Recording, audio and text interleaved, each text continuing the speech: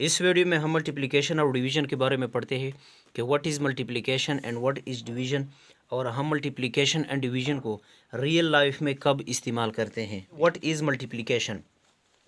जब एक नंबर आपस में बार बार जमा हो तो हम इसको शॉर्टकट मल्टीप्लिकेशन में लिखते हैं। जिस तरह अगर तीन आपस में बार बार जमा है तो हम इसको शॉर्टकट मल्टीप्लिकेशन में यूँ लिखते हैं कि तीन के साथ वो नंबर मल्टीप्लाई करते हैं जितनी मर्तबा तीन आपस में जमा हो।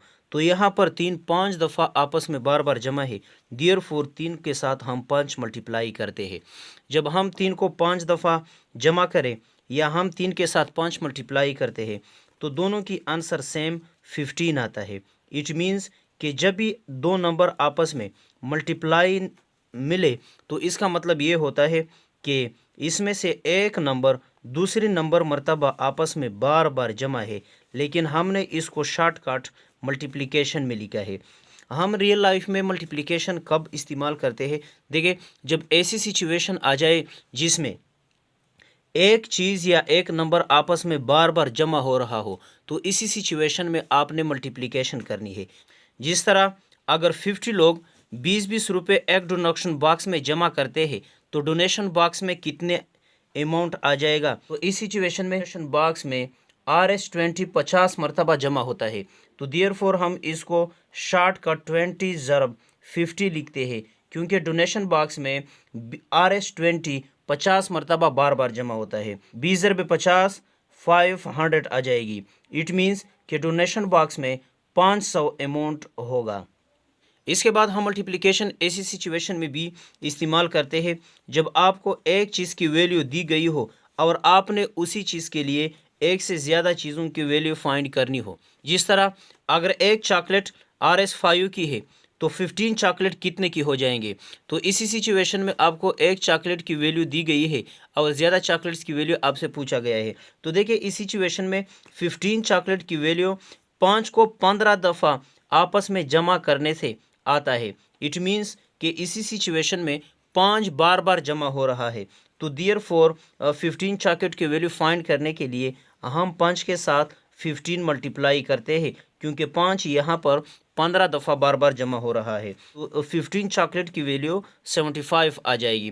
तो देखिए, जब भी आपको ऐसी सिचुएशन आ जाए जिसमें एक चीज़ बार बार जमा हो रहा हो या ऐसी सिचुएशन आ जाए जिसमें आपको एक चीज़ की वैल्यू दी गई हो और आपने ज़्यादा चीज़ों के लिए वैल्यू फाइंड करनी है तो आपने मल्टीप्लिकेशन करनी है।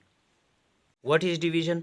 जब एक नंबर से दूसरा नंबर बार बार माइनस हो रहा हो तो हम इसको शॉर्टकट डिवीज़न में लिखते हैं। जिस तरह अगर 100 से 20 बार बार माइनस हो रहा है तो हम इसको डिवीज़न में यूँ लिखते हैं कि 100 डिवाइड करते हैं 20 से। हम वो नंबर डिवाइड करते हैं जिससे दूसरा नंबर माइनस हो रहा हो, उस नंबर पर डिवाइड करते हैं जो नंबर बार बार माइनस हो रहा हो। डिवीज़न को हम यूँ भी बयान कर सकते हैं, जब आपने एक नंबर को बराबर के हिस्से में डिवाइड करनी हो और आपने ये फाइंड करनी हो कि इस नंबर से कितने बराबर के हिस्से बन जाएंगे। जिस तरह अगर आपके पास 100 मीटर रस्सी है और आप इस रस्सी को 20 मीटर के टुकड़े में डिवाइड करना चाहते हैं, तो बताइए इस रस्सी के कितने 20 मीटर के टुकड़े बन जाएंगे। तो इस सिचुएशन में हम 100 को 20 से डिवाइड करते हैं। 20 ज़रब 500, तो नीचे आ जाएगी 0। इससे हमें ये रिज़ल्ट हासिल होता है कि जब हम 100 मीटर रस्सी को 20 मीटर के टुकड़े में डिवाइड करना चाहते हैं तो हम 100 मीटर के रस्सी से 20 मीटर के 5 टुकड़े बना सकते हैं। या इसे हम यूँ भी रिज़ल्ट हासिल कर सकते हैं कि जब हम 100 से 20 को बार बार माइनस करते हैं तो हम 5 दफ़ा 100 से 20 को बार बार माइनस कर सकते हैं।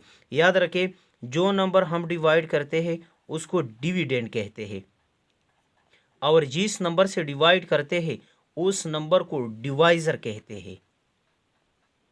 ऊपर जो आंसर होता है उसको हम क्वोशंट कहते हैं और क्वोशंट हमें ये बताते हैं कि एक नंबर से इतने बराबर के टुकड़े बन सकते हैं।